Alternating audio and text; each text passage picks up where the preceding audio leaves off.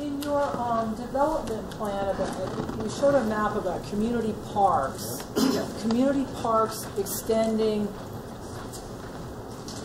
past Stillwater Cove. If you can put that map back up. Historically, for 20 years, we couldn't get a bike path through here. Well, this is part of the site that we acquired. So we control this land. We intend to, right now the idea is to create a park in this setting. That's the Mariner property, right? It's the old Tuttle Mariner site. What is the placement of the higher structures you'll put into this at this point in time? The intention would be to have single and two-story structures in the frontage here. As you get to the rear of the project where the hillside moves up, to have the height be consistent with that topography, so it's actually appropriately scaled. Where would all of these people expect to access the lake? That's an excellent question. We don't have access here in Crystal Bay, so we're in the process of working with other properties. I'm not in a position to tell you that we've made that deal yet, but we're looking for properties that have lakefront access that are within a short distance. Question on connectivity. One of the biggest problems that we see is people trying to walk to work up the hill from basically Chipmunk to the state line, and so there's people pushing strollers with their back to traffic. This summer everybody got a chance to see when we shifted lanes over. There's a fairly wide enough shoulder though, so is there an opportunity perhaps to link, as we talked earlier, Kings Beach and its new core improvement with Crystal Bay, so people could actually come out of your resort, walk down to Kings Beach, and people in Kings Beach could walk up the sidewalk here and enjoy the resort? That seems to be a popular notion which we're going to be seriously looking at. One of the things that this connectivity piece is really critical, and it's just core to the success of this project. We don't have walking distance to skiing, we don't have walking distance to golf, we don't have walking distance to the lake.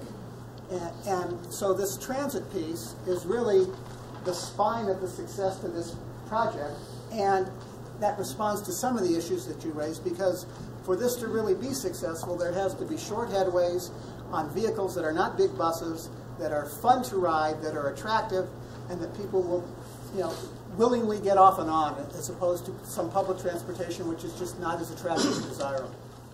First of all, I'd say it's great to see someone willing to put the capital up and go to battle with TRP and make something a lot nicer and help the environment, stop some of the stagnation we witness. What I'm wondering is the traffic. These lights seem to gridlock it, as everyone's mentioning. Has there been any consideration or discussions with the owners on the other side of the street about doing away with this light, maybe have an overpass, underpass, something like that to expedite the traffic through? That observation has been made. Certainly a lot of people's experience is the light does more harm than good. And so we are looking at alternatives to the site. The Crystal Bay building, Crystal Bay Motel, since they're owned by you, aren't they? Yes. How come they're not in the project? Well, we're going to be taking the TAUs, the tourist accommodation units, from that site and moving them across the street. But that's such a small site in and of itself, we're not proposing a development. We'd like to see something on a larger scale over there than just that site. Last question. What significance is there to your being one of these special projects that TRPA is selecting? That's a great question, because I'm not sure I know the answer, but I'm going to try. This is a brand new program for TRPA, and it's kind of moving at a fairly brisk pace for them, and so all of the rules are not yet in place.